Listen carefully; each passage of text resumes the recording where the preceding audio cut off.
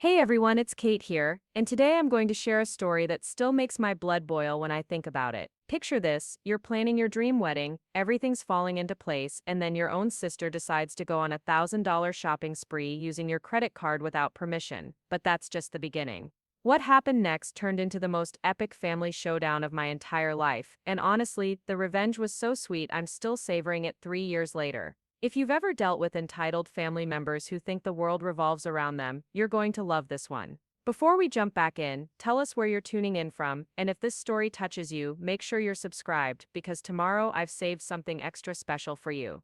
Now let me take you back to where this whole mess started. It was October 2019, and I had just turned 26. I was living in this cozy downtown Portland condo with my fiancé Tyler, and life felt pretty perfect. We'd been together for 4 years, and Tyler had proposed 6 months earlier during a weekend trip to Cannon Beach. The proposal was everything I'd dreamed of, right there on the sand, with the waves crashing and Haystack Rock in the background. I was over the moon and already deep into wedding planning mode. Tyler worked as a software engineer for a growing tech startup in the Pearl District, and I had a solid job at a marketing firm just a few blocks away. We were that couple who meal prepped together on Sundays, went hiking on weekends, and had actually managed to save up a decent amount for our wedding. I'm naturally organized and detail-oriented, so planning our June 2020 wedding had become my favorite hobby. I had spreadsheets for everything, vendor comparisons, timeline documents, the whole 9 yards. Tyler used to joke that I should become a professional wedding planner after seeing how meticulously I handled everything. Our wedding venue was this absolutely gorgeous place called Riverfront Gardens Event Center, overlooking the Willamette River. It wasn't cheap, but it was exactly what we'd envisioned for our special day. The deposit alone was $3,000, and we'd been making monthly payments to cover the remaining balance. Everything was on track, vendors were booked, invitations were ordered, and I was feeling incredibly proud of how smoothly everything was coming together. Then there was my sister Brooke. She's 2 years older than me, which she never lets anyone forget, and has always been what you might generously call a free spirit. While I was building my career and relationship, Brooke was bouncing between retail jobs at Pioneer Place Mall, usually lasting about 6 months at each place before either quitting dramatically or getting fired for attendance issues. She lived at home with our parents in their suburban Beaverton house, paying minimal rent and contributing even less to household responsibilities. Our parents, Patricia and Kevin Rodriguez, had always treated Brooke and me very differently. Mom worked as a dental hygienist, and Dad managed a local hardware store, so they weren't wealthy by any means, but they were comfortable. The problem was they'd spent my entire life making excuses for Brooke while expecting me to be the responsible one. When we were kids, if Brooke forgot her homework, Mom would drive it to school for her. If I forgot mine, I got a lecture about responsibility and had to face the consequences. If Brooke broke something, it was an accident. If I broke something, I was being careless and had to pay to replace it with my allowance money. This pattern continued well into our adult years. Brooke would blow her paycheck on clothes and eating out within the first week, then guilt Mom and Dad into helping with her car payment or phone bill. Meanwhile, I'd been financially independent since college, never asking for help, always managing my money responsibly. But somehow I was still expected to be understanding when family gatherings got rearranged around Brooke's work schedule, or when my achievements got overshadowed by whatever drama Brooke was dealing with that week. The really frustrating part was that Brooke had this way of making everything about her while somehow managing to look like the victim. She was pretty in that effortless way that some people are, with long blonde hair and blue eyes, and she knew how to work it. She could cry on command and had perfected this wounded expression that made our parents rush to fix whatever was wrong. I'd watched her manipulate situations our entire lives, but pointing it out only made me look like the jealous, mean sister. When Tyler and I got engaged, Brooke's reaction was telling. Instead of congratulations, the first thing she said was, "Wow, I can't believe my little sister is getting married before me." She made this comment in front of our entire family at Sunday dinner, right after Tyler and I had excitedly shared our news. The room got awkwardly quiet, and Mom quickly jumped in with, "Oh Brooke, your time will come soon," while Dad nodded sympathetically. Tyler and I exchanged glances, and I could see he was as uncomfortable as I was. From that moment on, every conversation about our wedding became somehow centered around Brooke's feelings about still being single. Mom would make comments like, "Make sure you don't plan anything too elaborate. We don't want to make Brooke feel bad, or maybe you should include Brooke more in the planning, so she feels involved."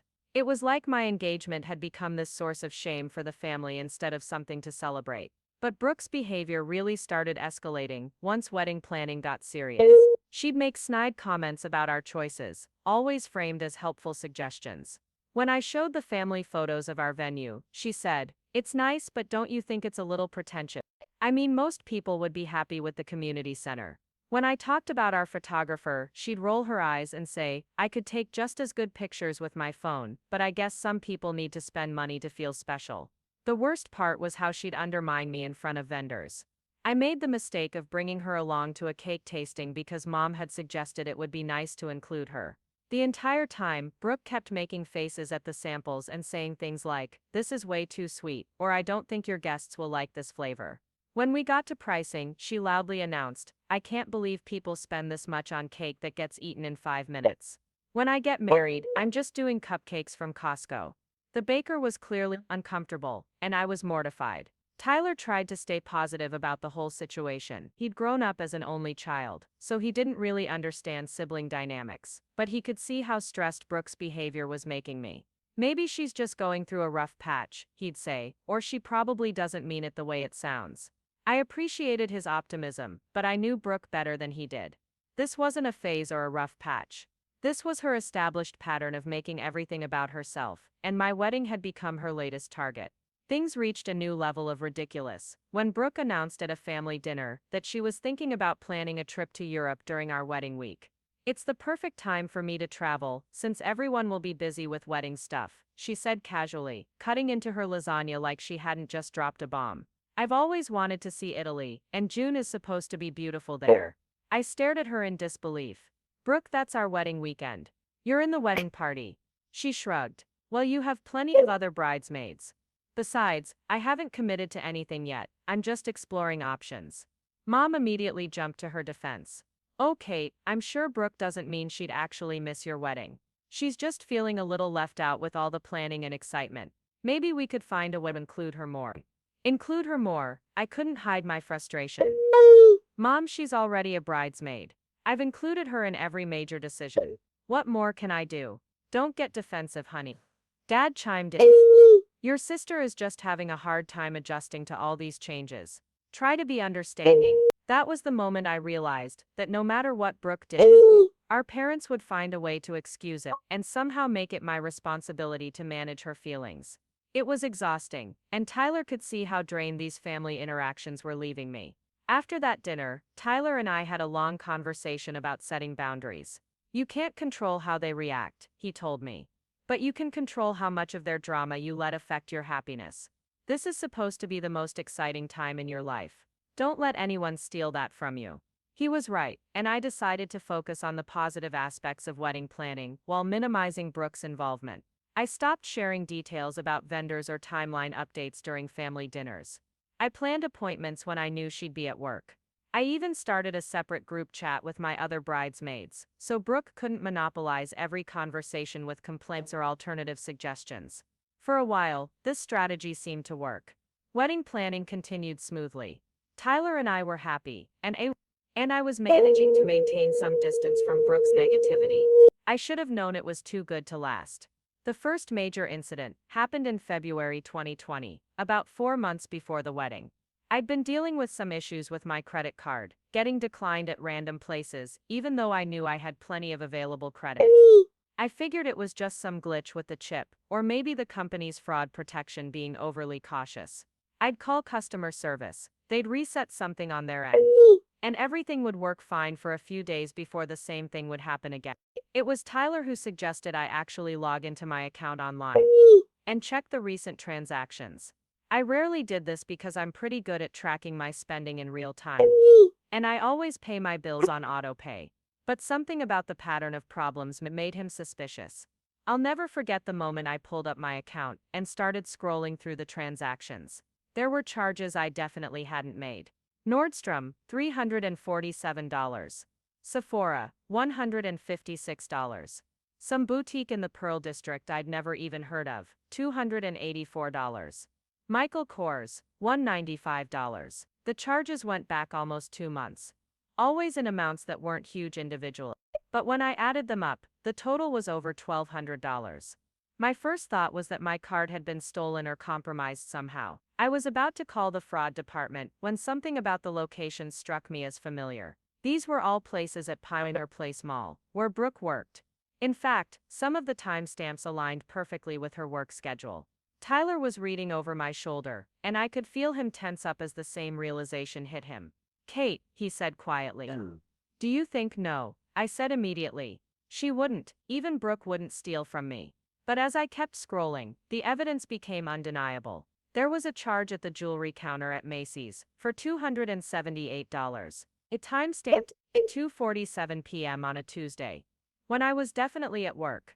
But Brooke had been covering a shift in the cosmetics department that same day. And she'd texted me about getting employee discounts on jewelry during her break. My hands were shaking as I grabbed my wallet and pulled out my credit card. It was there, right where it should be. But then I remembered Brooke helping me carry groceries in from the car a few weeks earlier, and how she'd offered to put my purse on the kitchen counter while I dealt with the bags. She could have easily taken a photo of my card then, or even memorized the numbers. The more I thought about it, Preparing and narrating this story took us a lot of time, so if you are enjoying it, subscribe to our channel. It means a lot to us. Now back to the story. the more obvious it became. Brooke knew my birthday, which was probably my security code.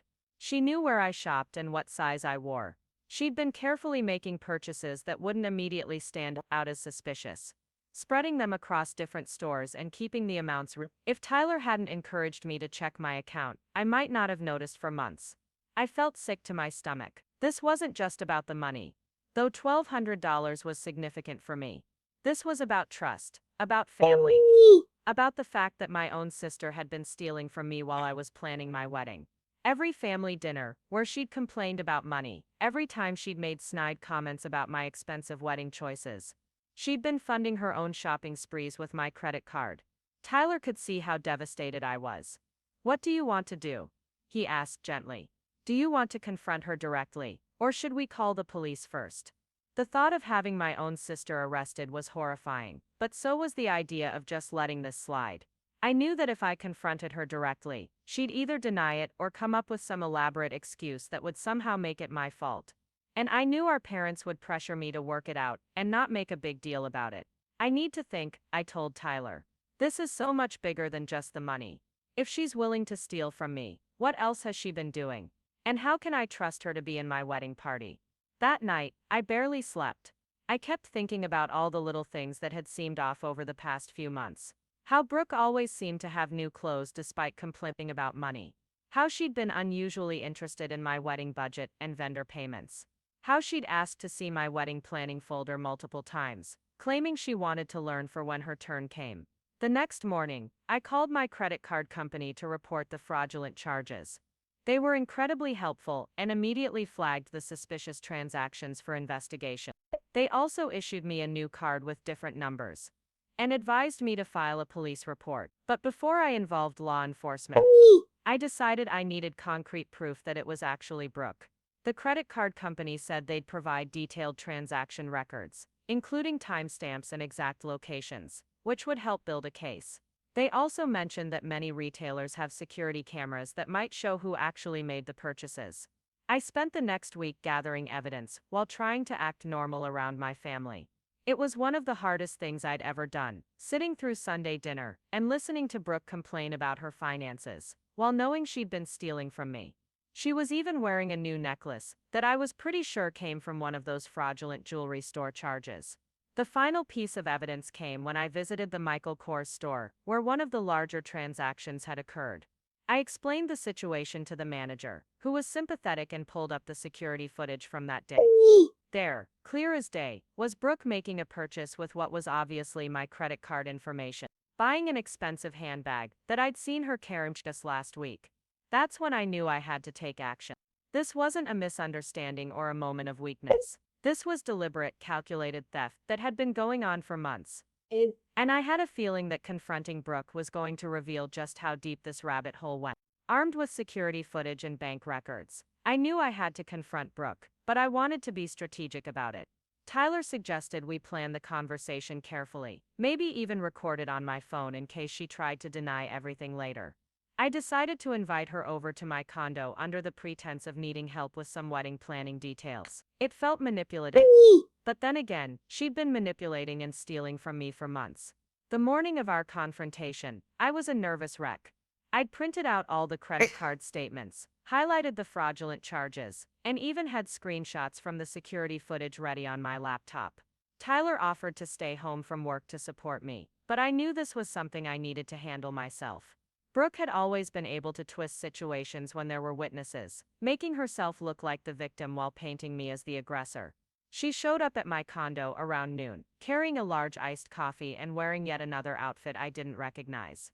As she walked in, I couldn't help but notice the designer sunglasses perched on her head and the expensive-looking shoes on her feet. Everything about her appearance screamed money that I knew she didn't have from her part-time retail job. "So what wedding stuff did you need help with?" she asked, settling onto my couch like she owned the place. "Please tell me you're not going to make me stuff more envelopes." My hand is still cramping from the last batch of invitations. I sat down across from her, my heart pounding so hard I was sure she could hear it. "Actually, Brooke, I wanted to talk to you about something else. Something more serious." Her expression immediately shifted, that defensive look I knew so well creeping across her face. "What do you mean serious? Did I do something wrong?" "You tell me," I said, pulling out the printed credit card statement. "I've been having some issues with my credit card lately, charges I didn't make. Strange thing is, they're all at stores where you work or shop regularly." She barely glanced at the papers before rolling her eyes. "Cate, seriously? You think I'm using your credit card? That's ridiculous. Maybe you just forgot about some purchases, or Tyler used it for something." Tyler has his own card, and I definitely didn't buy a $278 necklace from Macy's last Tuesday at 2:47 p.m. But I do have security footage of someone who looks exactly like you making that purchase. The color drained from her face, but she recovered quickly. "Security footage? You actually went to the store and asked to see security footage?" "Cate, that's insane. You're acting like some kind of detective stalking your own sister." "I'm acting like someone who's been stolen from." I shot back. $1,200, Brooke. $1,200 over 2 months. Do you have any idea what that money was supposed to go toward? "My wedding. The wedding you're supposed to be in." She stood up abruptly, pacing toward my kitchen. "Okay, fine. Maybe I used your card a couple times. But it's not like you can't afford it. You and Tyler make good money. You live in this fancy condo. You're having this expensive wedding. Would it really have killed you to help your sister out a little?" I stared at her in disbelief. "Help you out? Brooke, you stole from me. You took my credit card information and went shopping without asking. That's not helping, that's theft." "Don't be so dramatic," she said, waving her hand dismissively. "It's not like I bought drugs or something. I needed some new clothes for work, and you know Mom and Dad can't afford to help me right now. I was going to pay you back eventually." "When exactly were you planning to pay me back? And how was I supposed to know that when you never even told me you were taking the money in the first place?" She slumped back onto the couch, and I could see her calculating her next move. Brooke had always been good at reading situations and adjusting her approach accordingly. I watched as her defensive anger morphed into wounded vulnerability. "Look, Cate, I'm sorry. I really am. I know I should have asked first, but I was embarrassed. Do you know how hard it is being the older sister who's still living at home, working retail, watching my younger sister plan this perfect wedding while I can barely afford to buy lunch some days? So you decided to steal from me instead of just talking to me." "I didn't think of it as stealing," she said, tears starting to form in her eyes. "I thought of it as borrowing from family. You know I'm good for it eventually. And it's not like you were going to miss the money right away." This was classic Brooke, turning her crime into a sob story about her circumstances, while making me feel guilty for being upset about it. I'd watched her use this exact playbook our entire lives, and I wasn't falling for it anymore. "How did you even get my credit card information?" I asked. She looked away, fidgeting with her coffee cup. "I might have taken a picture of it when I was helping you with groceries that day. But I only memorized the numbers because I was curious about what kind of rewards program you had. I wasn't planning to use it. But you did use it. Multiple times. For months. It just happened," she said weakly. "I was at the store. I saw something I really needed, and I remembered your numbers. It was like a moment of weakness that kept happening. I pulled out my laptop and showed her the security footage screenshot. This doesn't look like a moment of weakness, Brooke. This looks like someone who's very comfortable using someone else's credit card. Look how casually you're standing there. Like you do this all the time. She glanced at the screen and immediately looked away. Okay, fine.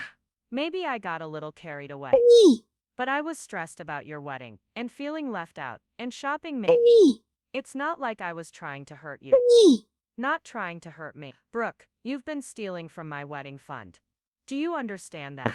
Every dollar you spent was supposed to go toward the most important day of my life. Your wedding is going to be fine, she snapped, her mask slipping again. You have plenty of money. This whole thing is just you being controlling and making a big deal out of nothing. Nothing? $1,200 is nothing to you? It's nothing to you, she corrected. You make twice what I make, you have Tyler contributing to everything, and your wedding is probably going to cost more than I make in a year anyway. So excuse me if I don't feel terrible about taking a tiny fraction of your budget to buy myself a few nice things.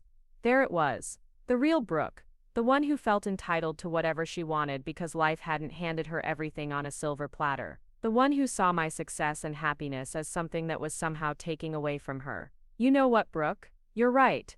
I do make good money. Tyler and I have worked hard to build a life together. But that doesn't give you the right to steal from us. And it definitely doesn't make it okay for you to take money that was specifically saved for our wedding. I said I'd pay you back, she muttered. When? Give me a timeline. When exactly are you going to pay back $1,200 on your retail salary while living with mom and dad? She was quiet for a long moment and I could see her realizing that there was no good answer to that question. She'd been caught, cornered, and all her usual manipulation tactics weren't working. Look, she finally said. I know you're mad and I get it, but we're family. Can't we just figure this out between us? I'll start paying you back. Maybe $50 a month or something. And I promise I'll never use your card again.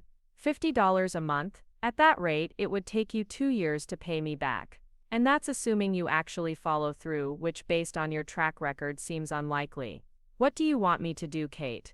I don't have $1,200 just sitting around. If I did, I wouldn't have needed to borrow from you in the first place. You didn't borrow, you stole. And what I want is for you to face some real consequences for this instead of just skating by like you always do. Her eyes narrowed. What kind of consequences? Well, for starters, you're out of the wedding party. I can't have someone I don't trust standing next to me on my wedding day. You can't be serious, she said, jumping up from the couch. You're going to kick me out of your wedding over this? I'm your sister. You're my sister who stole from me. Multiple times for months. While I was planning the wedding you're supposed to be celebrating with me, Mom and Dad are going to be furious with you, she warned. They're not going to understand you destroying our family over money. I'm not destroying anything, Brooke. You did that when you decided to steal from me, and if Mom and Dad want to be furious with someone, they should probably start with the person who actually committed a crime. She grabbed her purse and headed toward the door. Fine, kick me out of your precious wedding, but don't expect me to just sit there and smile while you humiliate me in front of the whole family. What's that supposed to mean? She turned back with a nasty smile. It means you're not the only one who can make waves. Little sister, you want to play hardball? Let's see how you like it when I tell everyone what really happened. How you're so petty and controlling that you'd rather destroy your relationship with your own sister than show a little compassion for someone who's struggling. Go ahead, I said, surprising myself with how calm I sounded. Tell them exactly what happened. Tell them you stole $1,200 from my wedding fund and see how sympathetic they are. After she left, I sat in my living room feeling emotionally drained but oddly relieved. The confrontation had gone about as well as I could have expected, which is to say it was awful but necessary. Brooke had shown her true colors, and now I knew exactly what I was dealing with. Tyler came home that evening to find me stress-eating leftover Chinese takeout and scrolling through my credit card statements for the 100th time. How did it go? He asked, sitting down next to me on the couch. About as well as you'd expect, I said, filling him in on the whole conversation. She admitted to it but tried to make it seem like no big deal. Then she threatened to turn the family against me when I told her she's out of the wedding. Are you okay with that decision? Kicking her out of the wedding party? I have to be, I said. Tyler, I can't trust her. What if she decides to sabotage something else? What if she steals from other family members? I can't just pretend this didn't happen and hope for the best. He nodded, pulling me closer. I think you made the right call. But you know this is probably going to get uglier before it gets better. He was absolutely right. The next morning, my phone started ringing at 7 a.m. It was my mother, and I could tell from her tone that Brooke had already gotten to her. Catherine Marie Rodriguez, what is this I hear about you accusing your sister of stealing and kicking her out of your wedding? I took a deep breath. I'd been prepared for this call, but it still stung to hear the accusation in my mother's voice. Hi, Mom. Yes, I confronted Brooke about using my credit card without permission, and yes, I've removed her from the wedding party. Using your credit card?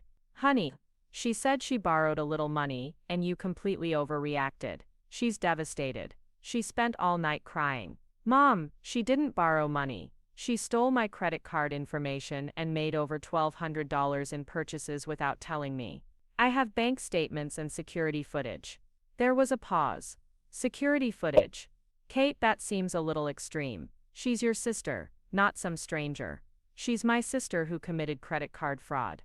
Would you prefer I handle this through the police instead of trying to work it out within the family? Don't be ridiculous. Nobody's talking about police. But kicking her out of your wedding, that's going to humiliate her in front of everyone. Couldn't you just talk to her about paying you back? I did talk to her, Mom. Her plan was to pay me back $50 a month, which would take 2 years. Meanwhile, that money was supposed to go toward my wedding expenses. Well, maybe she could do extra chores around the house to work it off or pick up more shifts at work. There has to be a solution that doesn't involve destroying your relationship. I could feel my frustration building. This was exactly what I'd expected. My mother immediately jumping to find ways to excuse Brooke's behavior instead of holding her accountable for it. Mom, she stole from me. She violated my trust in the worst possible way. Would you want someone you can't trust standing next to you on your wedding day? She made a mistake, Cate. A big one, yes, but people make mistakes. That's what family forgiveness is for. This wasn't a mistake, Mom. This was a pattern of behavior that went on for months. She had to deliberately photograph my credit card, memorize the numbers, and then choose to use them over and over again. That's not a mistake. That's a series of conscious decisions. I just think you're being very harsh. Mom said, your sister is going through a difficult time right now, and instead of supporting her, you're punishing her. I'm not punishing her for going through a difficult time. I'm setting boundaries because she stole from me. There's a difference. Well, your father and I are very disappointed in how you're handling this. We raised you girls to stick together, not tear each other down over money. You raised us to be honest and trustworthy too, but apparently that lesson didn't stick with Brooke. The conversation continued in circles for another 20 minutes, with Mom alternating between minimizing what Brooke had done and guilt-tripping me for my response. By the time I hung up, I felt emotionally wrung out and more convinced than ever that I'd made the right decision.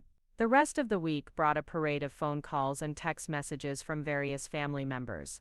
My aunt called to say she was concerned about family unity. My grandmother wanted to know why I was being so stubborn.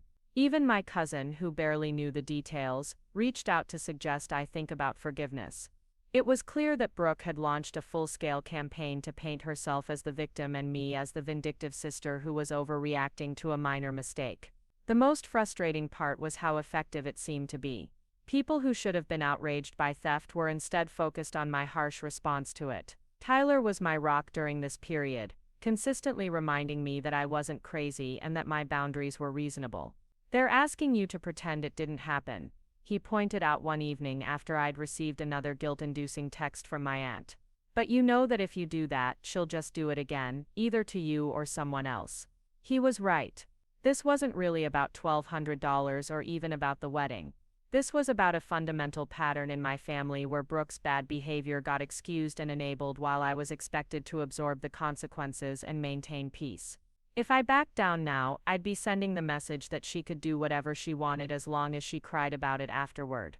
But the pressure was intense.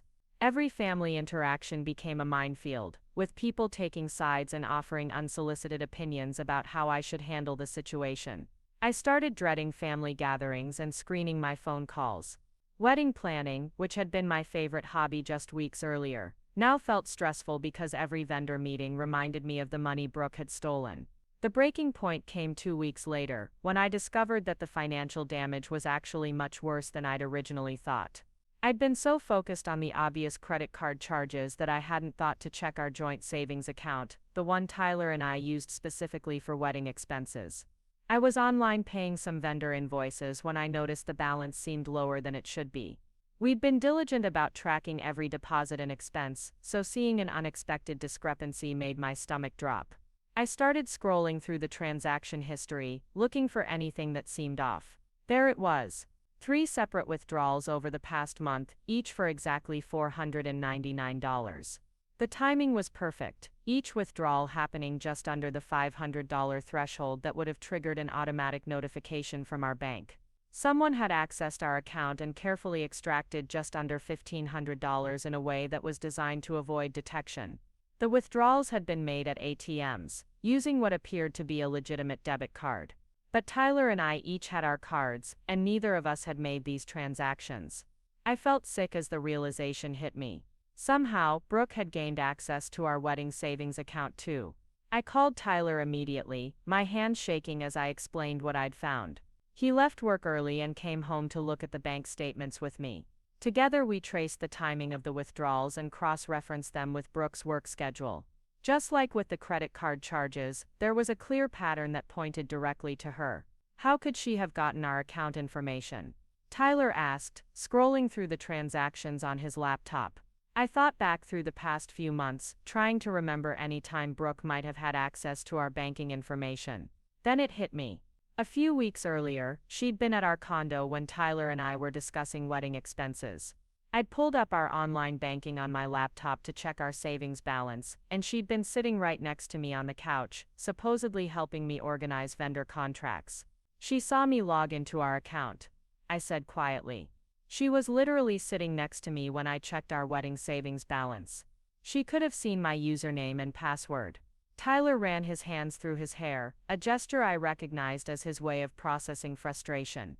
So she's not just stealing from you personally, she's stealing from both of us. From our future together. The violation felt even deeper this time. The credit card charges had been bad enough, but this felt like an attack on our relationship, our shared goals, our trust in each other and our family. Brooke hadn't just stolen from me.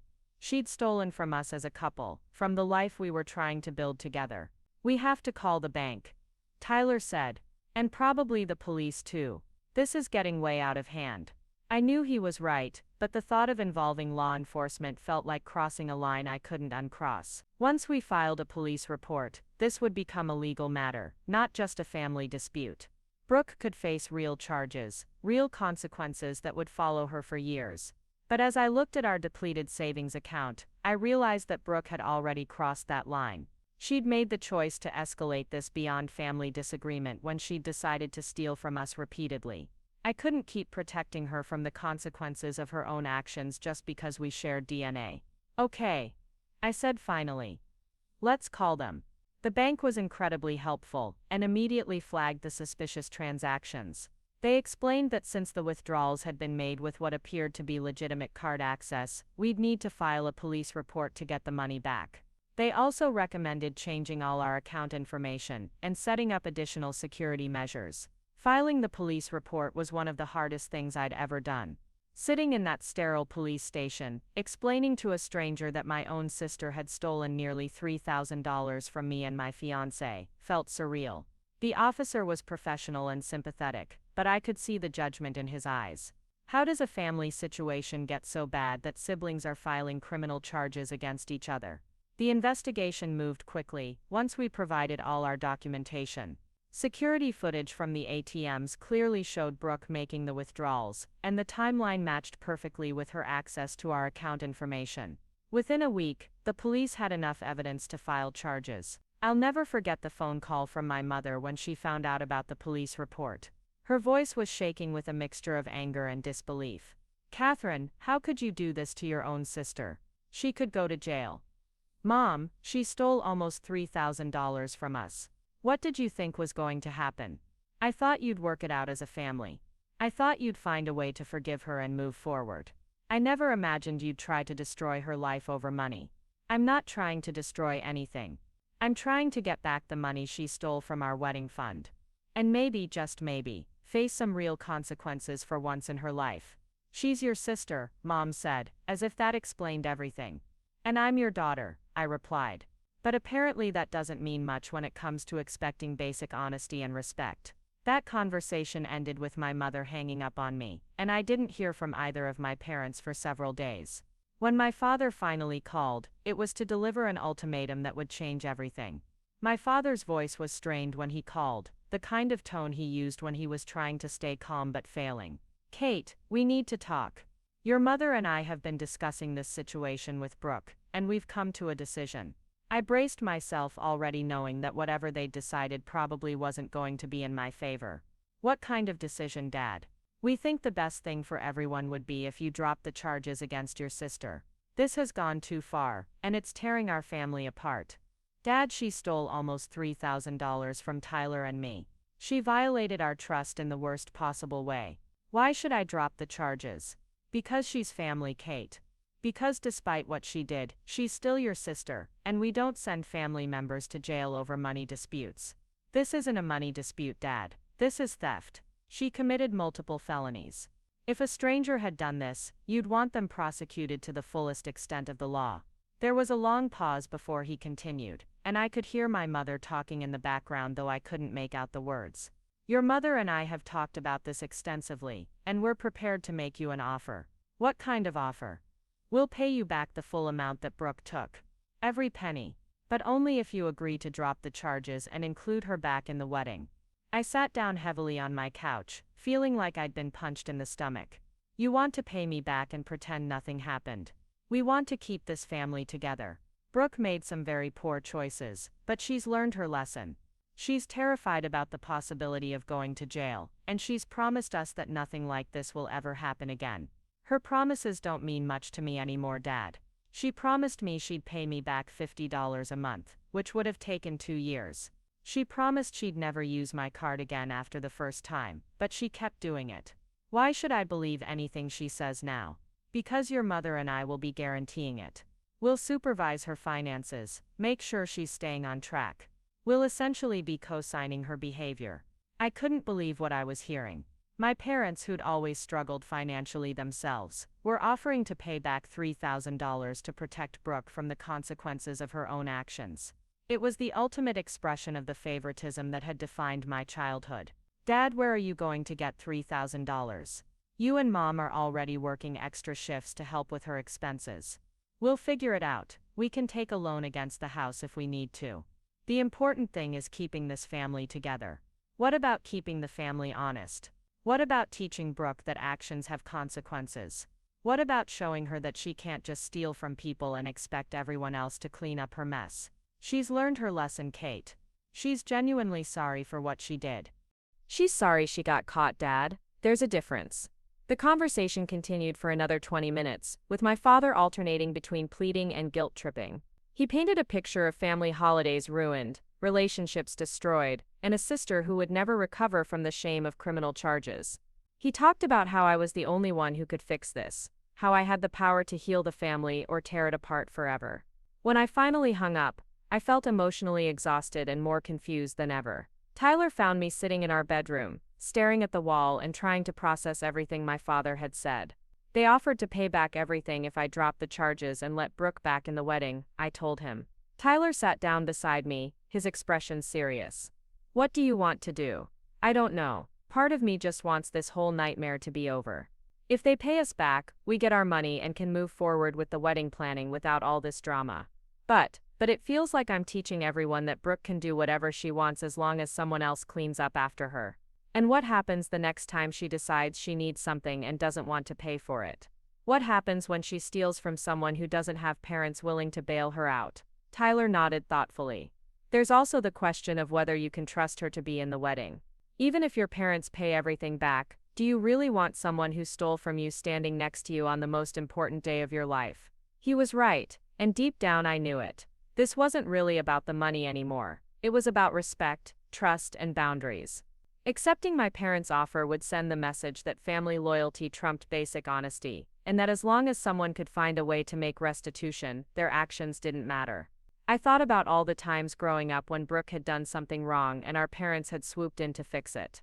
The homework they'd delivered to school, the bills they'd paid when she'd spent her paycheck irresponsibly, the excuses they'd made to teachers and employers when she'd failed to meet her obligations. This felt like the adult version of that same pattern, scaled up to match the severity of her crimes. I think I need to say no, I said finally. As much as I want this to be over, I can't keep enabling this behavior. Tyler took my hand. I'll support whatever decision you make, but I think you're right. This isn't just about us anymore. What she did was serious, and there should be serious consequences. The next morning, I called my father back to decline their offer. The conversation was one of the most difficult I'd ever had with him. Dad, Tyler and I talked about it, and we can't accept your offer. Brooke needs to face the consequences of what she did. There was a long silence before he responded, and when he did, his voice was cold in a way I'd never heard before. So you're choosing money over family. I'm choosing accountability over enabling. Dad, if you pay back everything she stole, what lesson does that teach her? What happens the next time she decides she wants something she can't afford? There won't be a next time. She's learned her lesson. How do you know that? She's been stealing from me for months, Dad. Months. This wasn't a momentary lapse in judgment. It was a sustained pattern of criminal behavior. She's your sister, Cate. Whatever she did, she's still your sister. And I'm your daughter. But apparently my feelings and my financial security matter less than protecting Brooke from her own choices. That's not fair, isn't it? When have you ever asked Brooke to sacrifice something for my benefit? When have you ever expected her to put my needs above her own convenience? This whole family revolves around managing Brooke's feelings and cleaning up Brooke's messes, and I'm tired of it. My father's voice got sharper. Your mother and I have done our best to raise both of you girls fairly. If you can't see that, then maybe you're the problem. That comment hit me like a physical blow. In one sentence, he'd managed to invalidate everything I was feeling and turn me into the villain of the situation. It was a masterclass in gaslighting, and it told me everything I needed to know about where my parents' loyalties lay. You know what, Dad? Maybe I am the problem. Maybe the problem is that I expected basic honesty and respect from my own family. Maybe the problem is that I thought my sister wouldn't steal from me and my parents would have my back when she did. If you go through with this, if you send your sister to jail, don't expect your mother and me to just pretend everything is fine. There will be consequences for this choice. What kind of consequences? We won't be attending your wedding. The words hung in the air like a physical presence. I'd known this conversation might go badly, but I hadn't expected such a direct ultimatum. My parents were choosing to boycott my wedding, rather than allow Brooke to face consequences for stealing from me. You're not coming to my wedding because I won't drop criminal charges against someone who stole $3,000 from me. We're not coming to your wedding because you're choosing to destroy this family over money. If you can't find it in your heart to forgive your sister, then we can't support what you're doing. I felt like I was in some kind of alternate reality, where the victim was being punished and the criminal was being protected. Dad, she stole from me. Multiple times, for months. How is holding her accountable destroying the family? Because family means forgiveness, Cate. It means standing by each other even when someone makes mistakes. If you can't understand that, then maybe you don't understand what family really means. The conversation ended with both of us hanging up in anger, and I spent the rest of the day crying and trying to process what had just happened. In the span of a few weeks, I'd gone from planning a joyful wedding celebration to facing the possibility of getting married without any of my immediate family present. Tyler held me while I sobbed, and I could feel his own anger radiating through his careful composure. I can't believe they're doing this to you, he said. I can't believe they're choosing to protect someone who committed crimes against you rather than support their own daughter. I feel like I'm going crazy, I told him. Like maybe I am overreacting and everyone else can see something I can't. You're not overreacting. What she did was serious, and what they're doing now is almost worse. They're emotionally blackmailing you to protect someone who stole from you. Over the next few days, word spread through our extended family about my parents' ultimatum. The response was mixed, with some relatives expressing shock that things had escalated so far, and others taking sides based on incomplete information. I found myself having the same conversation over and over, explaining that I wasn't being vindictive or money hungry. I was simply expecting my sister to face appropriate consequences for criminal behavior. The most painful call came from my grandmother, who'd always been close to both Brooke and me. "Sweetie," she said in her gentle voice. I understand you're hurt, but is it really worth losing your whole family over this? Grandma, I'm not the one choosing to lose family. I'm not the one who decided to steal thousands of dollars, and I'm not the one who decided to boycott a wedding rather than support accountability. I know, honey, but sometimes being the bigger person means letting things go for the sake of family harmony. What about Brooke being the bigger person? What about her taking responsibility for what she did instead of hiding behind everyone else? She's always been troubled, dear. You know that. She doesn't have your strength or your good judgment. Sometimes we have to make allowances for people who struggle more than we do. This conversation encapsulated everything that was wrong with my family's dynamic. Brooke's bad behavior was explained away as her being troubled, while my refusal to enable it was seen as a character flaw. I was expected to be the bigger person, the responsible one, the one who sacrificed for family harmony, while she got to face no real consequences for serious crimes. A week before our wedding, I got a call that I'd been both expecting and dreading. It was Brooke, and she sounded different than I'd ever heard her before. Gone was the defiant attitude and victim mentality. She sounded genuinely scared. "Cate, please, I'm begging you. Drop the charges. I'll do anything you want, pay you back however you want, but please don't let them send me to jail. Brooke, this isn't about revenge. This is about consequences. You stole from Tyler and me repeatedly, and that's a crime. I know I messed up, but I can't go to jail, Cate. I can't handle that. Please, there has to be another way." For a moment I felt a flicker of sympathy for her. She did sound genuinely terrified, and despite everything she'd done, she was still my sister. But then I thought about all the times she'd manipulated situations with tears and apologies, only to go right back to her old behavior once the crisis passed. There was another way, Brooke. There were lots of other ways. You could have asked me for help when you were struggling financially. You could have gotten a second job or cut back on your expenses. You could have been honest with me from the beginning, but you chose to steal instead. I was embarrassed to ask for help. You have everything so together, and I felt like such a failure. So you decided to make me an unwilling participant in funding your lifestyle. You decided to steal money that Tyler and I had worked hard to save for our wedding. I thought I could pay it back before you noticed. I thought I could handle it without anyone getting hurt. But you didn't pay it back, and people did get hurt. Tyler and I got hurt. Our trust got hurt. Our wedding budget got hurt. And now our family relationships are hurt because everyone is more concerned with protecting you than supporting us. She was crying now, the kind of desperate sobbing that had always gotten her out of trouble in the past. "Please, Cate, I'm begging you. I'll never do anything like this again, I swear. You swore you'd pay me back when I first confronted you about the credit card. You swore you'd never use it again. Your promises don't mean anything anymore, Brooke. What do you want from me? What can I do to make this right? You can face the consequences of your actions like an adult. You can stop expecting other people to fix your problems. And you can understand that trust, once broken, takes time and effort to rebuild." She hung up on me, and I never heard from her directly again before the trial. But I did hear from everyone else. My aunt called to say that Brooke was having panic attacks and couldn't sleep. My cousin reported that she'd lost weight and was barely eating. My mother left voicemails describing how destroyed the whole family was by my vindictive behavior. The pressure was relentless and emotionally exhausting. Every day brought new attempts to guilt me into dropping the charges, new descriptions of how my choices were devastating everyone around me. I started to understand why so many victims of family crimes choose not to pursue charges.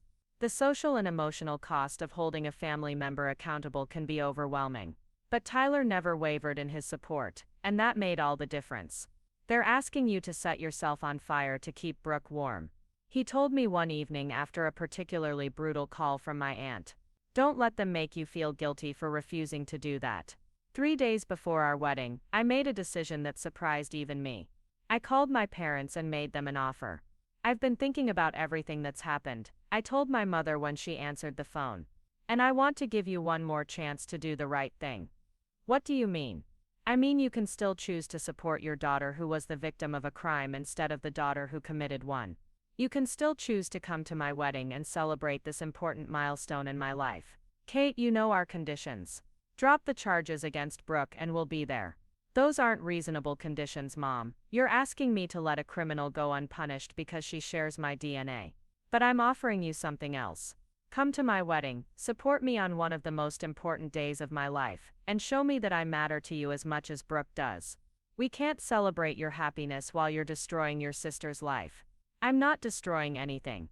I'm allowing the legal system to hold her accountable for crimes she committed. But you're destroying our relationship by choosing to punish me for being the victim. That's not what we're doing. Isn't it? You're boycotting my wedding because I won't drop charges against someone who stole from me. How is that not punishing the victim? The conversation ended the same way all our recent conversations had ended, with my mother insisting that I was being unreasonable, and me feeling like I was living in an alternate reality where criminals were victims and victims were villains. 2 days before the wedding, I got one final call that would change everything. It was my wedding venue coordinator, and she sounded confused and apologetic. Miss Rodriguez, I'm calling because there seems to be some confusion about your final payment.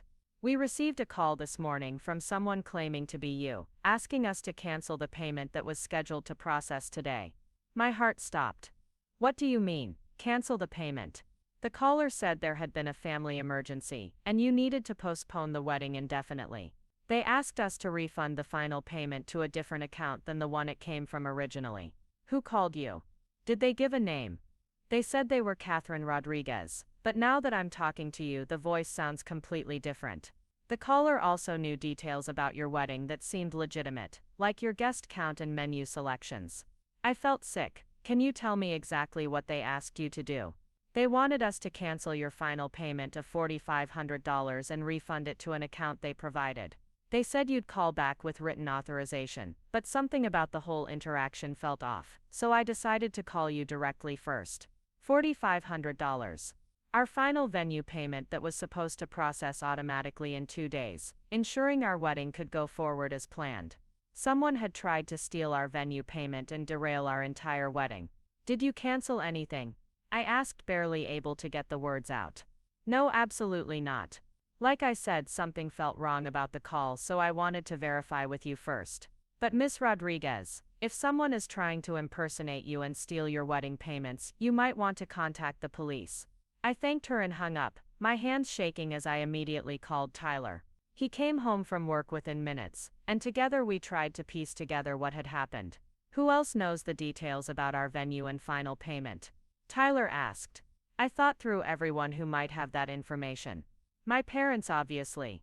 Maybe some of the other family members I've talked to about wedding planning. And Brooke. Tyler finished. She was involved in the early planning stages. She knew about the venue, the guest count, all of it. The realization hit me like a truck. This wasn't just about her being desperate to avoid jail time, this was about revenge. Since she couldn't manipulate me into dropping the charges, she decided to try to destroy my wedding instead. I called the venue coordinator back and asked her to flag our account for additional security measures. Then Tyler and I drove to the police station to file an additional report about the attempted fraud. The officer who took our report was the same one who'd handled the original theft case. He listened to our account of the phone call and shook his head in disbelief. So she's escalated from stealing your money to trying to sabotage your wedding. It looks that way. This actually works in our favor for the prosecution. It shows a pattern of targeting you specifically and demonstrates that she's not remorseful about her previous crimes. Attempting to defraud your wedding venue is going to add additional charges to her case. As we drove home from the police station, I felt a mixture of sadness and determination. Brooke had crossed a line that I didn't even know existed. Stealing from me had been bad enough, but trying to destroy my wedding was an attack on everything Tyler and I built together. I can't believe she tried to cancel our venue. I said to Tyler as we pulled into our parking garage. I can, he replied grimly. This is who she really is, Cate. This is what happens when someone thinks they're entitled to whatever they want and doesn't face consequences for their actions. That night, I called my parents one final time. When my mother answered, I didn't waste time with pleasantries. Mom, did you know that Brooke tried to steal our wedding venue payment yesterday? There was a long pause. What are you talking about? She called our venue coordinator, pretended to be me, and tried to get them to cancel our final payment and refund the money to a different account. She tried to destroy our wedding. That's impossible. Brooke wouldn't do something like that. She did do something like that, Mom. The venue coordinator called me to verify because something felt wrong about the interaction. If she hadn't been suspicious, Brooke would have successfully stolen $4,500 and ruined our wedding.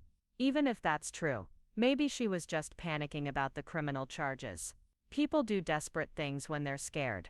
I couldn't believe what I was hearing. Even when faced with evidence that Brooke had tried to sabotage my wedding, my mother was still making excuses for her. Mom, she tried to destroy the most important day of my life. She tried to steal thousands more dollars from us. And you're still defending her. I'm not defending anything. I'm just saying that maybe if you'd shown her some compassion instead of trying to send her to jail, none of this would have happened. So this is my fault? Brooke trying to ruin my wedding is somehow my fault for expecting her to face consequences for stealing from me? I'm just saying that actions have consequences, Cate. And your actions have consequences too. It was the final straw. In that moment, I realized that my parents would never hold Brooke accountable for anything she did, and they would never support me when I tried to set reasonable boundaries. I was done trying to make them understand, done hoping they would eventually see reason, done sacrificing my own well-being for the sake of family peace. You're right, Mom. Actions do have consequences. And the consequence of your choice to support a thief over your own daughter is that you're not going to be part of my life anymore. I hung up the phone and blocked both my parents' numbers. It was one of the hardest things I'd ever done, but it was also strangely liberating. For the first time in my adult life, I didn't have to worry about managing anyone else's feelings or walking on eggshells to avoid family drama. Tyler found me sitting on our couch crying but also feeling oddly peaceful. "How do you feel?" he asked, sitting down beside me.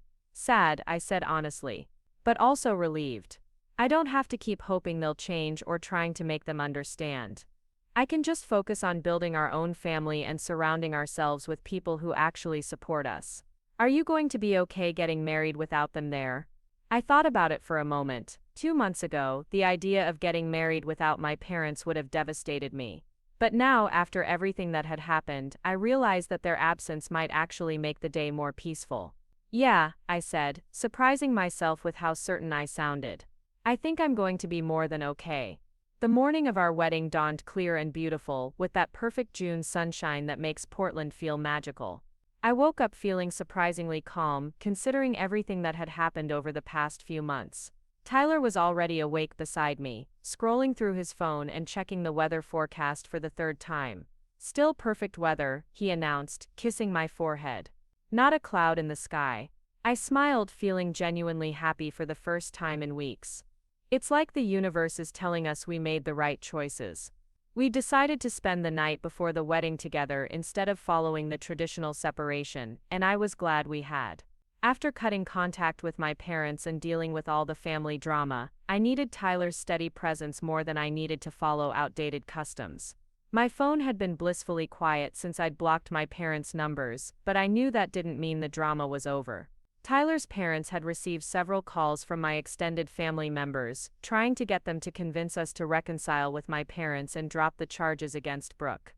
Tyler's mom, Linda, had handled these calls with the perfect mix of politeness and firmness that I'd come to love about her. "I'm sorry, but that's between Cate and her family," she'd told my aunt when she called. "Tyler and I are just focused on celebrating our son's wedding and welcoming Cate into our family." Linda had become more of a mother figure to me in the past few months than my own mother had been in years. She'd stepped in to help with last-minute wedding details, offered to pay for additional flowers when our budget got tight because of Brooke's theft, and most importantly, she'd never once suggested that I should just forgive and forget what had happened. "Family loyalty goes both ways," she'd told me during one of our planning sessions. "If they're not being loyal to you, you don't owe them loyalty in return." My bridesmaids arrived at our condo around 10 in the morning, loaded down with coffee, pastries, and enough positive energy to power the entire city. My college roommate Hannah, my work friend Jessica, Tyler's sister Emma, and my cousin Sophia had rallied around me in ways that made me realize I wasn't losing family by setting boundaries with my parents and Brooke. I was just clarifying who my real family actually was. "Bride breakfast," Hannah announced, setting down a tray of croissants and mimosas. "And before you ask, yes, we checked all the ingredients to make sure Brooke didn't somehow poison them." I laughed, grateful for friends who could find humor in even the darkest situations. "You guys are ridiculous." "We're ridiculously protective of you," Emma corrected. Tyler told us about the venue thing, and honestly, if I ever see your sister, I might not be responsible for my actions. Emma was typically the most laid-back person in any room, so hearing her express anger on my behalf was both touching and slightly alarming. Tyler's family had been outraged by Brooke's attempt to sabotage our wedding in a way that my own family never had been about her theft. Speaking of which, Jessica said, pulling out her phone, I have an update from my friend who works at the courthouse. Brooke's hearing got moved up to next week, and apparently her lawyer is trying to work out some kind of plea deal. I felt a familiar pang of anxiety at the mention of legal proceedings, but it was different now. Instead of guilt and uncertainty, I felt a sense of resolution. Whatever happened with Brooke's case, I knew I'd done the right thing by holding her accountable. How are you feeling about all of it? Sophia asked gently. She was the only one of my bridesmaids who really knew my family dynamic, having grown up watching the same patterns I had. Honestly, relieved, I said, surprising myself with how true it was. I spent so many years trying to manage everyone else's feelings and keep the peace. It's exhausting being the family mediator when only one person is actually interested in fairness. Your parents are idiots, Emma said bluntly. Sorry, I know they're your parents, but they're idiots for choosing to protect a thief over their honest daughter. Hannah warned. Maybe save the family criticism for after the wedding photos. No, it's okay, I said. She's right, and you know what? I'm done pretending otherwise just to spare people's feelings. As we got ready, doing hair and makeup while music played in the background, I felt lighter than I had in months. This was what getting ready for your wedding was supposed to feel like. Joyful, exciting, surrounded by people who genuinely cared about your happiness. I thought about how different this morning would have been if I'd given in to the pressure and allowed Brooke back into the wedding party. The tension, the worry about what she might do or say, the constant anxiety about managing her behavior and everyone's reactions to it. Around noon, Tyler's dad knocked on the door to let us know the cars had arrived to take us to the venue. As we gathered our things and prepared to leave, I took one last look around our condo, the place where Tyler and I had built our life together, far from the dysfunction of my childhood home. Ready to become Mrs. Morgan? Hannah asked, linking her arm through mine. I've been ready for months, I replied. Let's go get married. The drive to Riverfront Gardens was beautiful, winding along the river with Mount Hood visible in the distance. As we pulled up to the venue, I could see Tyler's groomsmen setting up chairs on the lawn and vendors arranging flowers near the ceremony space. Everything looked exactly like the vision Tyler and I had planned together, and for a moment I felt overwhelmed with gratitude that Brooke's attempt to sabotage our venue payment had failed. Linda was waiting for us in the bridal suite, having arrived early to coordinate with vendors and handle any last-minute details. She hugged me tight when I walked in, and I could see tears in her eyes. You look absolutely radiant, she said. Tyler is going to lose his mind when he sees you. The next few hours passed in a blur of final preparations, photo sessions, and the kind of controlled chaos that seems to accompany every wedding. I was putting on my earrings when my cousin Sophia approached me with a concerned expression. Cate, I need to tell you something. My mom just texted me. Your parents are here. My stomach dropped. Here, at the venue. They're in the parking lot. Apparently they drove over to try to talk to you before the ceremony. I closed my eyes and took a deep breath, feeling my peaceful morning threatening to crumble.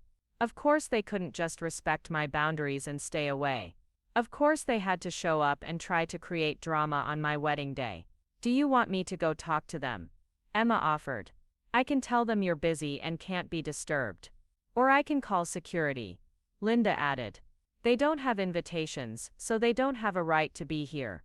I considered both options, but then I realized this might actually be the perfect opportunity to settle things once and for all. No, I said finally. I'll go talk to them myself. But I want someone to come with me. I'll go, Tyler said from the doorway. I turned to see him standing there in his tuxedo, looking devastatingly handsome and completely ready to go to battle for me. Tyler, you're not supposed to see me before the ceremony. I protested automatically.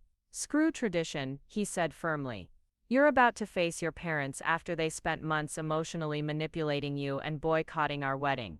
I'm not letting you do that alone. Tyler took my hand and we walked toward the parking lot together, trailed by his dad who'd appointed himself as additional backup. I could see my parents' car parked near the entrance, and sure enough, both my mother and father were standing beside it, looking uncomfortable and out of place in their formal clothes. My mother spotted us first and immediately started walking in our direction. She was wearing the dress she'd bought for our wedding months ago, which felt like a deliberate choice designed to emphasize what I was supposedly making her miss. "Cate, sweetheart, you look beautiful," she said, her voice shaking slightly. "We need to talk." "There's nothing to talk about, Mom.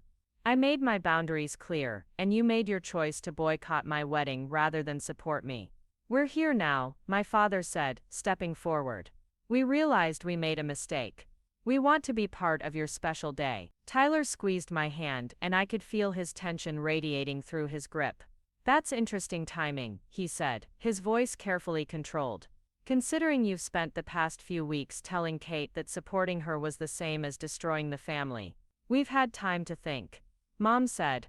"And we've talked to Brooke. She admits that what she did was wrong, and she wants to make things right."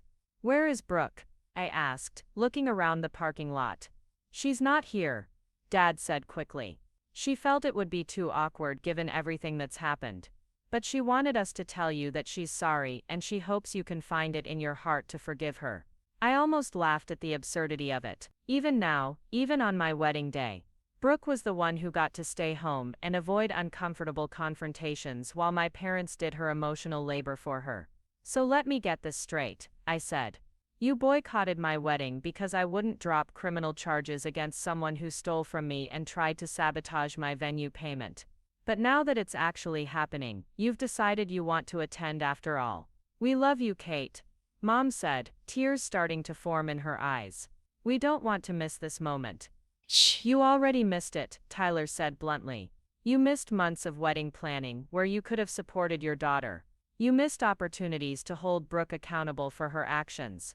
You missed chances to show Cate that she matters to you as much as her sister does." "Tyler, please," Dad said. "This is between family members." "I am family," Tyler replied firmly. "In about an hour, Cate is going to be my wife, which makes me as much family as anyone else. And as her family, I'm not going to stand here and watch you guilt trip her on our wedding day." I looked at my parents, really looked at them, and realized that they still didn't understand what they'd done wrong. They weren't here because they'd genuinely reconsidered their position, or because they'd finally held Brooke accountable. They were here because missing their daughter's wedding looked bad, and they wanted to ease their own guilt without actually changing anything fundamental about how they handled family problems. "Mom, Dad, I want you to listen to me very carefully," I said. "I am about to marry the love of my life, surrounded by people who actually support and respect me. I have a whole new family that treats me like I matter, that doesn't expect me to sacrifice my well-being to manage someone else's poor choices." "We've always supported you," Mom protested. "No, you haven't. You've supported the version of me that made your lives easier. The responsible daughter who cleaned up messes, who avoided conflict, who put family peace above her own needs. But the moment I set a boundary and refused to enable Brooke's criminal behavior, you turned on me." "That's not true," Dad said, but his voice lacked conviction. "It is true. You offered to pay back the money she stole instead of making her face consequences. When I refused, you boycotted my wedding. When she tried to sabotage our venue payment, you made excuses for her. Even now, you're not here because you think I was right to hold her accountable. You're here because you don't want to look like bad parents." Tyler's dad had been standing quietly nearby, but now he stepped forward. "Patricia, Kevin, I think you should leave. This is Cate and Tyler's wedding day, and your presence here is clearly causing distress. We have a right to be here," my father said, his defensive tone returning. "She's our daughter. She's our daughter-in-law." Tyler's dad replied calmly. "And unlike you, we've spent the past few months supporting her and helping her plan this celebration. You forfeited your right to be here when you chose to protect a thief over the victim." The conversation continued for a few more minutes, with my parents alternating between guilt trips and justifications, while Tyler and his father provided a united front of support. Finally, I realized that nothing productive was going to come from this interaction. "I'm done," I announced. "Mom, Dad, you made your choice weeks ago. You can't show up here at the last minute and expect everything to be forgiven just because you've decided it's convenient. So you're really going to get married without your parents here? Mom asked, her voice breaking. I'm going to get married surrounded by people who love and support me unconditionally. People who don't expect me to set myself on fire to keep other people warm. People who understand that family means protecting each other, not protecting the person who hurt you. I turned to walk away, but my mother called after me. Shh, Kate. Wait. What about Brooke? She's facing jail time because of your decision. Can you really live with that? I stopped and turned back one final time. Mom, Brooke is facing jail time because of her own decisions. Her decision to steal from me repeatedly. Her decision to violate my trust. Her decision to try to sabotage my wedding when I wouldn't drop the charges. I didn't put her in this situation. She put herself in it.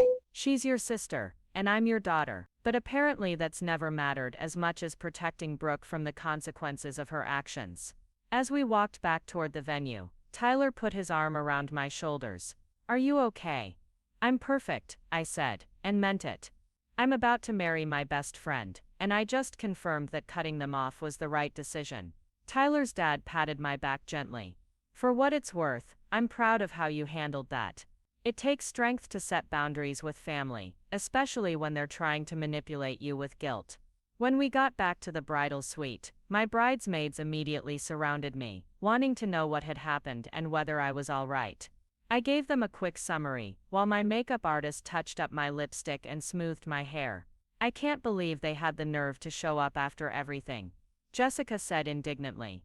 I can, Sophia replied sadly. That's exactly the kind of thing Uncle Kevin and Aunt Patricia would do.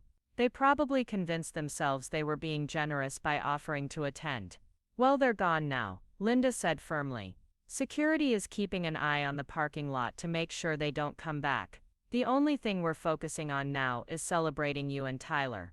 As the ceremony time approached, I felt a sense of clarity and peace that I hadn't expected. Standing in the bridal suite, surrounded by people who genuinely cared about my happiness, I realized that I hadn't lost anything important by cutting ties with my parents and Brooke. I'd gained something much more valuable. The freedom to build relationships based on mutual respect and genuine care, rather than obligation and guilt. My wedding coordinator knocked on the door to let us know it was time to line up for the processional. As my bridesmaids gathered their bouquets and prepared to walk down the aisle, I took one last look in the mirror. The woman looking back at me was strong, confident, and ready to start a new chapter of her life with someone who truly valued her. Ready to become a Morgan? Emma asked, echoing Hannah's question from earlier. I've never been more ready for anything in my life, I replied. The ceremony itself was everything Tyler and I had dreamed it would be. The riverside setting was gorgeous, with the late afternoon sun creating perfect lighting and a gentle breeze keeping everyone comfortable. As I walked down the aisle with Tyler's dad beside me, filling in as a father figure since mine had chosen not to be there, I felt overwhelmed with gratitude for the family I was gaining. Tyler was waiting for me at the altar with tears in his eyes and the biggest smile I'd ever seen. His best man handed him a tissue, which got a laugh from our guests and broke some of the emotional tension. Our officiant, a friend from college who'd gotten ordained specifically for our wedding, kept the ceremony personal and meaningful, while incorporating some humor that perfectly captured our relationship. When it came time for the vows, Tyler went first. Cate, he said, his voice steady, despite the emotion in his eyes, I promise to always have your back, especially when it's hard. I promise to support your boundaries and respect your decisions, even when other people don't understand them. I promise to build a family with you based on love, honesty, and mutual respect. His words were clearly chosen with recent events in mind, and I could see several of our guests dabbing at their eyes as they understood the deeper meaning behind his promises. When it was my turn, I looked out at the gathered crowd of friends and chosen family before focusing on Tyler. Tyler, I promise to never take your support for granted.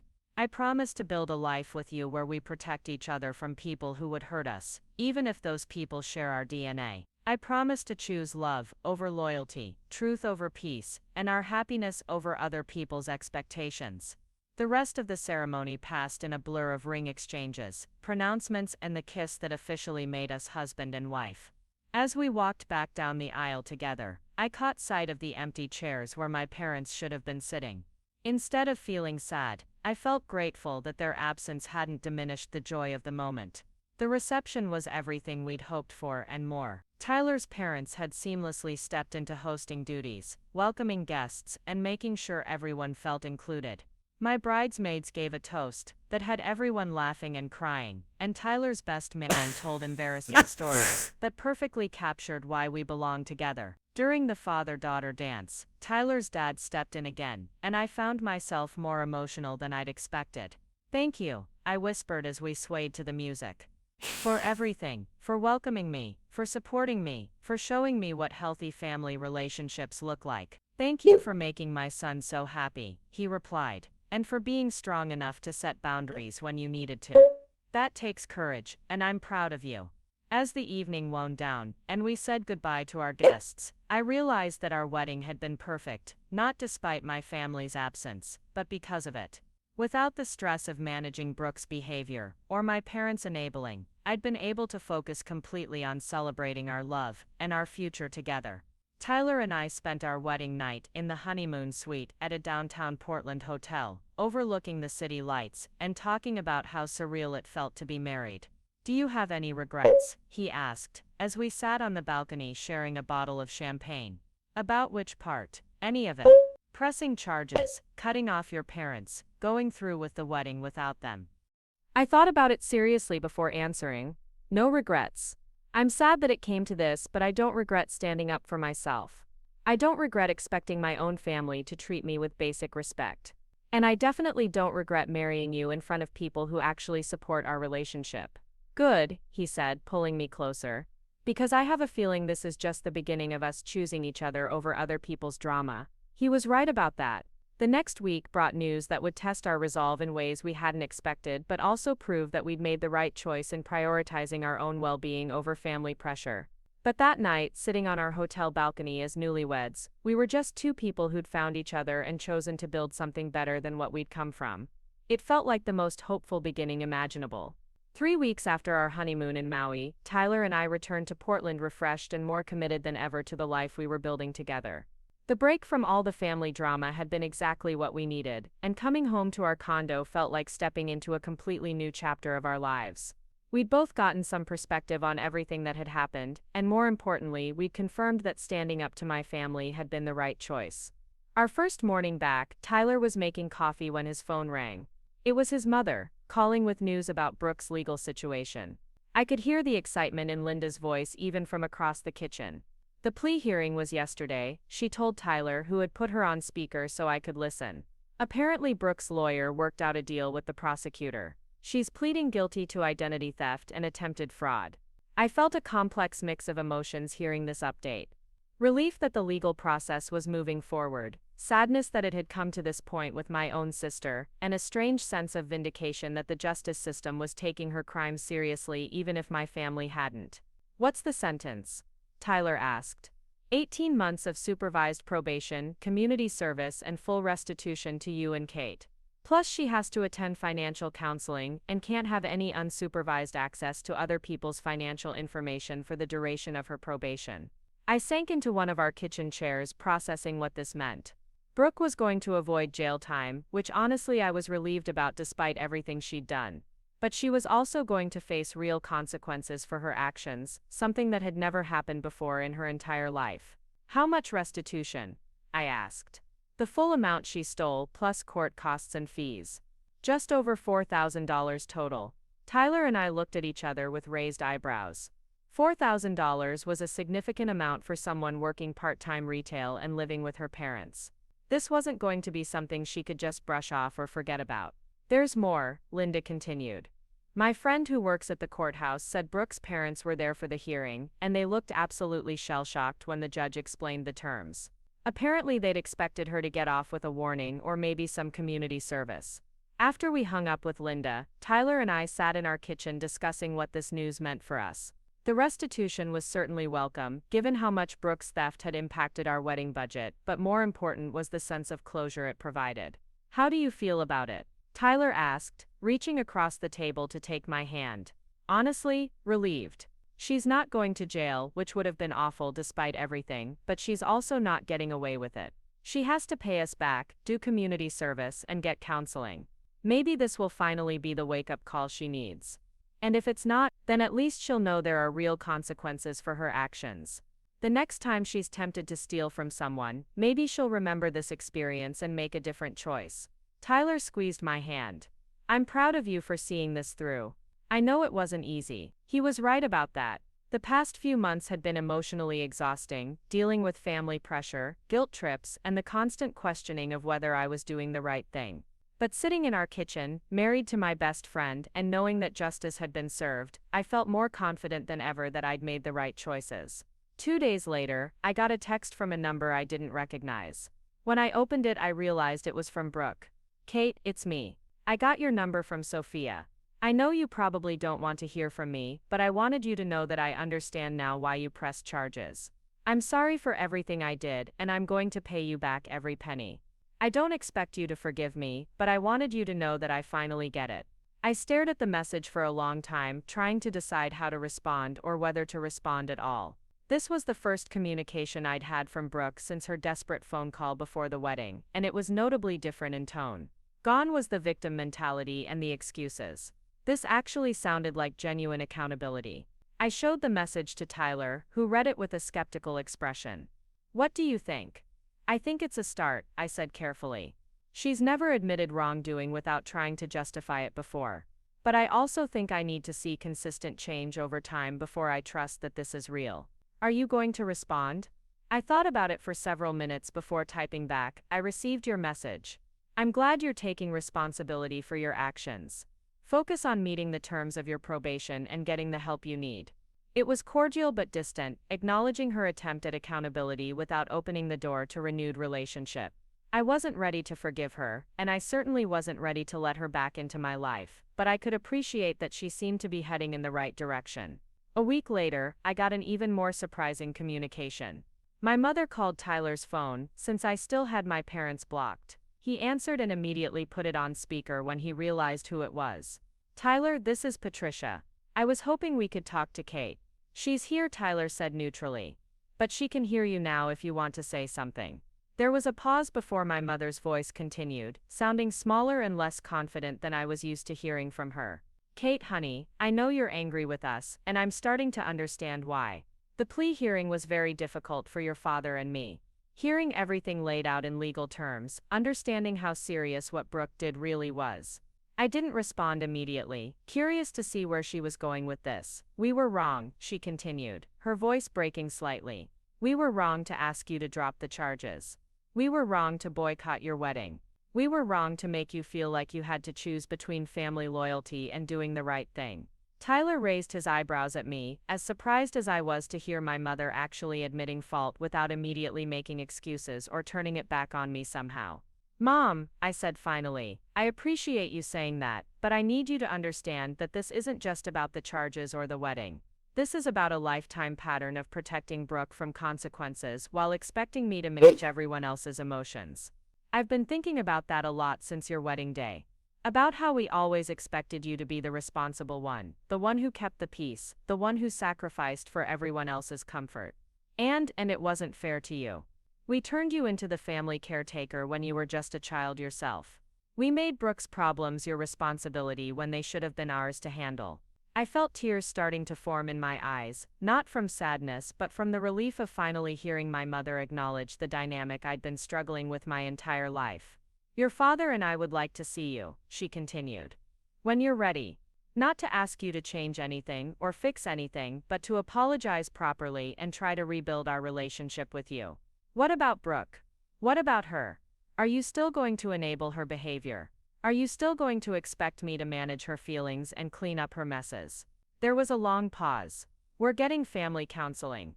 All three of us. Brooke as part of her probation requirements, and your father and me because we realize we need to learn how to have healthier relationships with both of our daughters. This was more than I'd ever expected to hear from my mother. Not just an apology, but actual acknowledgement of the problems and concrete steps being taken to address them. I'm not ready to see you yet, I said honestly. I need more time to process everything that's happened. But I'm glad you're getting help, and I'm glad you're finally holding Brooke accountable. I understand. Take all the time you need. But Cate, I want you to know that we love you, and we're proud of the woman you've become.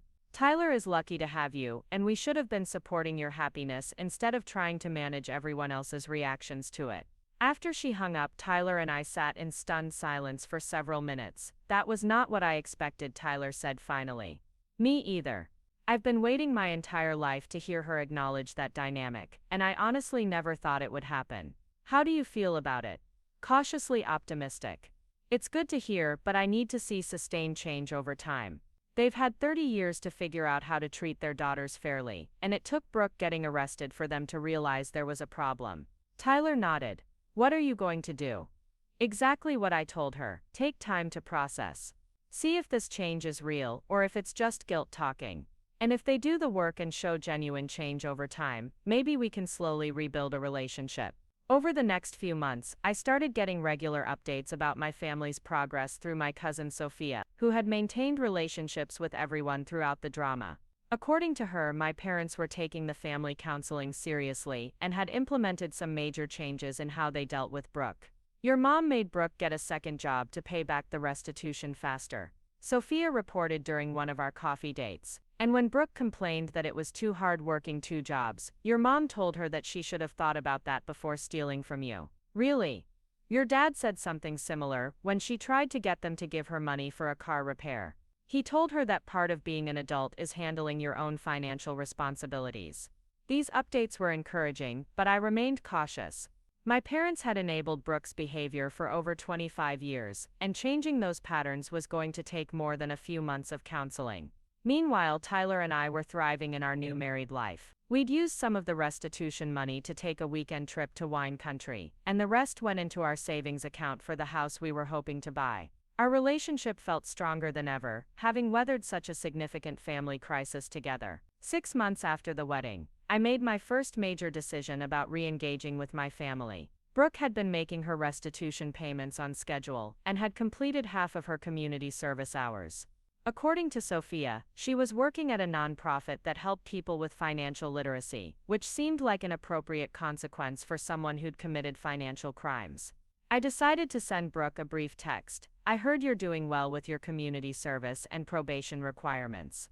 I'm glad you're following through on your commitments. She responded within an hour. Thank you for saying that. I know I have a lot of work to do to earn back any trust, but I'm trying to become someone who deserves it. It was a small interaction, but it felt significant. For the first time in our relationship, Brooke was taking responsibility for her actions without expecting immediate forgiveness or trying to manipulate the situation to her advantage. 8 months after the wedding, my mother called Tyler's phone again to ask if she could send me a letter. Not asking for anything, she clarified. Just wanting to share some thoughts I've had during counseling. I agreed to read it, and when it arrived a few days later, I was surprised by its length and depth. My mother had written 5 pages, detailing her recognition of the family patterns that had hurt me, specific examples of times when she'd failed to support me, or had expected me to sacrifice for Brooke's benefit, and concrete changes she was making in how she approached relationships. I realize now that we made you grow up too fast, one paragraph read. We gave you adult responsibilities for managing family emotions when you were still a child yourself. We taught you that your value came from how well you could keep everyone else happy, instead of teaching you that you deserve to be valued for who you are. Another section addressed the wedding boycott directly. Missing your wedding is the biggest regret of my life. Not because of how it looked to other people, but because I missed celebrating the most important day in my daughter's life. I let fear of conflict with Brooke override my love and support for you, and that was inexcusable. The letter ended with a request. If you're ever willing to see us again, your father and I would love to take you and Tyler out to dinner. Not to ask for anything, or try to rush forgiveness, but just to spend time with you and show you that we're learning how to be better parents and in-laws. I read the letter 3 times before showing it to Tyler, and we spent a long evening discussing whether I was ready to take that step. Finally, I decided that I was curious enough about whether the changes were real to risk a dinner. The dinner took place at a neutral restaurant in downtown Portland, and I was nervous as Tyler and I walked in to meet my parents. I hadn't seen them since the parking lot confrontation on my wedding day, and I wasn't sure what to expect. They looked older than I remembered, and there was a tentative quality to their greetings that was very different from the confident entitlement they'd shown during the family crisis. My mother hugged me carefully, as if she wasn't sure she was allowed to, and my father shook Tyler's hand with what appeared to be genuine respect. The conversation started awkwardly, with everyone clearly trying to navigate this new dynamic. But as the evening progressed, I began to see evidence that the changes my mother had written about were real. When she started to make an excuse for something Brooke had done recently, she caught herself mid-sentence and said, "Sorry, I'm still working on not automatically defending her choices." My father asked Tyler about his work, and seemed genuinely interested in the answer, not just making polite conversation. When Tyler mentioned that we were house hunting, Dad offered practical advice about home inspections and mortgage rates, without trying to involve himself in our decision-making process. Most importantly, they didn't once ask me to do anything regarding Brooke, or suggest that I should change my boundaries. They seemed to understand rebuilding our relationship was going to be a slow process that required them to consistently demonstrate change over time. "We know we have a lot of work to do to earn back your trust," my mother said, as dinner was winding down. "But we wanted you to know that we're committed to doing that work however long it takes, and we want you to know that we're proud of how you handled everything," my father added. "It took courage to hold your ground when everyone was pressuring you to give in. We should have been the ones supporting that courage instead of fighting against it." As Tyler and I drove home from dinner, we debriefed about how it had gone. "They seem genuinely different," Tyler observed. "Less defensive, more accountable. Your mom especially seems to understand what went wrong." "I think so too. It's weird seeing them actually listen instead of just waiting for their turn to talk." "How do you feel about maybe having a relationship with them again?" "Cautiously hopeful. I want to see if this change lasts, if they can maintain these new patterns when things get stressful, or when Brooke inevitably creates more drama." A year after our wedding, that test came sooner than expected. Brooke had completed her probation and made her final restitution payment, which should have been a positive milestone. Instead, she decided to celebrate by going on a shopping spree that she couldn't afford, racking up credit card debt and then asking my parents to bail her out. According to Sophia, this led to the first major test of my parents' new approach. Instead of immediately writing Brooke a check, they told her she needed to return everything she'd bought and figure out a payment plan with the credit card company herself. When she had a dramatic meltdown about how cruel and unsupportive they were being, they stood their ground. "Your mother actually said that enabling your poor financial choices was part of what led to you stealing from Cate," Sophia reported with obvious amazement. She told Brooke that part of loving her meant letting her experience the consequences of her decisions. This was exactly the kind of situation where my parents had always caved in the past, so hearing that they'd maintained boundaries gave me real hope that their changes were sustainable. 2 years after our wedding, Tyler and I had successfully bought our first house, a charming craftsman in southeast Portland with a big backyard and room to grow. We'd gradually rebuilt relationships with my parents, having them over for dinner occasionally, and including them in major life events. The relationship was different than it had been before, more respectful and less laden with unspoken expectations, but it was genuine in a way it had never been when I was growing up. Brooke and I had exchanged a few more texts over the months, mostly brief updates about major life events. She'd gotten a full-time job at the nonprofit where she'd done her community service, and seemed to be building a more stable life. We weren't close, and I didn't trust her enough to spend significant time with her, but the active animosity had faded into a cautious distance. The real test of how much things had changed came when Tyler and I announced that we were expecting our first child. My mother's reaction was pure joy, with no attempts to insert herself into our pregnancy, or make suggestions about what we should do differently. My father offered practical help if we needed it. Didn't push when we said we had things handled. Most tellingly, when Brooke heard the news, she sent a simple congratulations text without trying to make it about herself or her own feelings about not being at that life stage yet. It was a small thing, but it represented a significant shift from someone who'd always found ways to center herself in other people's moments. 3 years after our wedding, as I sat in our nursery putting together the crib for our daughter-to-be, I reflected on how much my life had changed since that day I'd first discovered Brooke's theft on my credit card statement. The pain and drama of that period had been intense, but it had also forced me to develop boundaries and prioritize my own well-being in ways that had made everything else in my life better. Tyler found me there, surrounded by baby furniture instructions and looking contemplative. "Penny, for your thoughts?" "Just thinking about how different things are now. How much stronger our relationship is because we went through that crisis together. how much healthier my family relationships are now. That they're based on mutual respect instead of guilt and obligation. Any regrets? I considered the question seriously. The past 3 years hadn't been without challenges, and there had been moments when I'd wondered if maintaining my boundaries had been worth the cost. But looking around our nursery, thinking about the life Tyler and I had built together and the family we were creating, I knew my answer. No regrets. It was hard, and it was painful, but it led us here. To this house, to this marriage, to this baby, to relationships that are honest instead of just familiar. Tyler sat down on the floor beside me and pulled me close. I'm proud of you. For standing up for yourself, for not backing down when things got difficult, for showing me what healthy boundaries.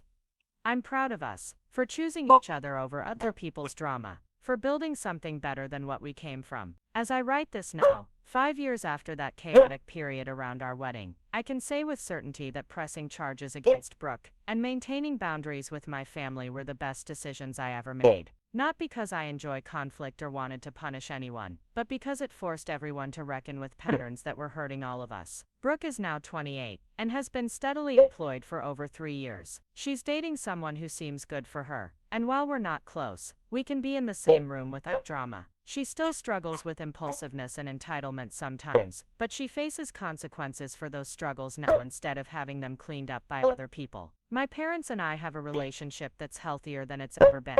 They've learned to support both of their daughters without triangulating between us, or expecting one of us to manage the other's emotions. They were wonderful grandparents when our daughter was born, helpful without being intrusive, supportive without being controlling. Tyler and I just celebrated our 5th wedding anniversary, with a weekend trip to the coast, and our 3-year-old daughter stayed with her grandparents, who spoiled her appropriately without undermining our parenting. We're expecting our 2nd child in the fall, and this time there's no family drama overshadowing our excitement. Sometimes people ask me if I think I was too harsh in my response to Brooke's theft, if pressing charges against my own sister was really necessary. My answer is always the same: accountability and cruelty. Expecting people to face consequences for their actions isn't mean or vindictive. It's how functional relationships work. If I'd backed down and accepted my family's pressure to enable Brooke's behavior, none of us would have grown or changed. The credit card theft that started this whole saga was never really about money. It was about respect, boundaries, and whether family relationships should be based on unconditional acceptance of bad behavior or mutual accountability and growth. I chose accountability, and it led to something better for everyone involved. The most important lesson I learned is that you can't control other people's choices, but you can control your response to them. You can't make someone respect your boundaries, but you can enforce consequences when they don't. You can't force family members to treat you well, but you can choose to prioritize people who do. Today, sitting in my backyard watching my daughter play in the garden while her dad builds her a swing set, I'm grateful for every difficult decision that led us here. The family I have now, biological and chosen, is built on a foundation of honesty, respect, and genuine care for each other's well-being. It's what I always wanted but never thought was possible. Sometimes the best thing you can do for your family is to stop enabling their worst behaviors and start expecting their best ones. It's not always comfortable, and it's not always popular, but it's always worth it. Up next, you've got 2 more standout stories right on your screen. If this one hit the mark, you won't want to pass these up. Just click and check them out.